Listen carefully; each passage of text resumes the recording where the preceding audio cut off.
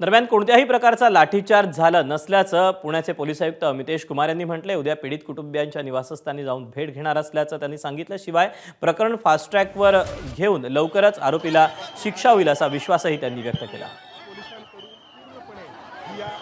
4-4.5 तासापासून इथे रस्ता रोको त्यांनी नातेवाईकांनी केलेले होते।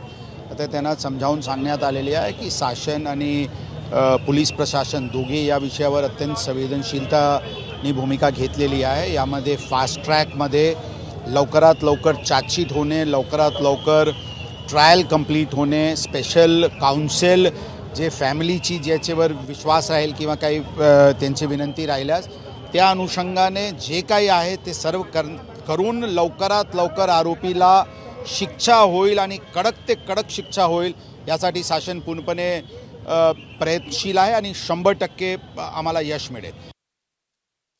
पोलिसांनी इमोशनल ब्लॅकमेल केले नाही। पोलिसांनी जे मुद्दा होता त्या मुद्द्यावर त्यांना समजावून सांगण्यात आला होता आणि शेवटी काही लोक जे त्यांचे आईवडिलांना पण बाहेर पडू देत नव्हते अशा लोकांना बाहेर काढून ते आईवडिलांना गाडीमध्ये बसून ते स्वखुशीने